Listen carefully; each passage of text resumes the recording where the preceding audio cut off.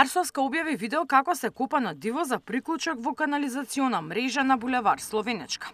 Скопската градоначалничка најде на работници кои копаат и поставуваат цевки без дозвола. Додека Арсовска го снимаше дивото приклучување, рече дека лица со 2 бели мерцедеси неовластено ја снимале и се заканувале.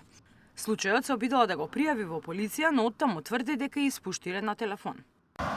Диво приклучување во атмосферска канализација, се сечале подземна инфраструктура, кабли, високонапонски има подале, заземјување, еве нова, 2 бели мерцедеси.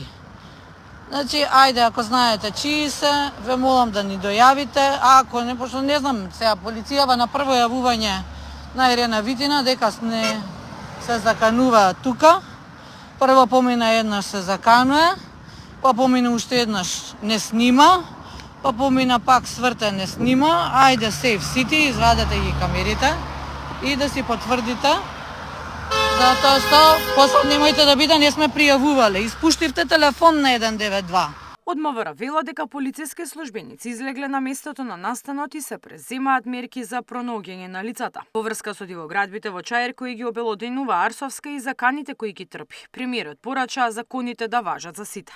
Да го оставиме јавното обвинителство да сработи и се разбира доколку има такви докази да се постапува по истото. И тука нема дилема, не можеме да санкционираме или не санкционираме едни или други. Законот мора да важи за сите. Но да го оставиме јавното обвинителство да сработи, па да видиме што е тоа што е доставено.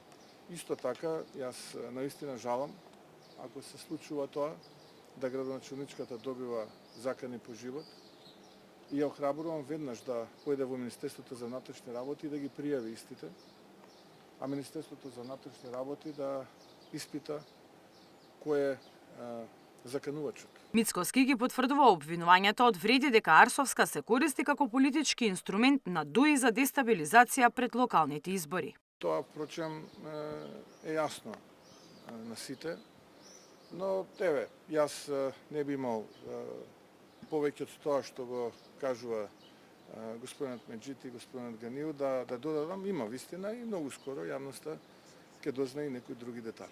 Арсовска му возрати на премиерот да престане со приказната за дестабилизација бидејќи никој не верува во тоа и рече доколку нешто и се случи, сите ќе знаат дека тоа доаѓа од него и во функција за спас на Влен. Градоначалничката Арсовска по повика од институциите вчера поднесе во ОЈО документи за да ги пријави дивоградбите во Чаир кои ги открила со нејзините инспектори.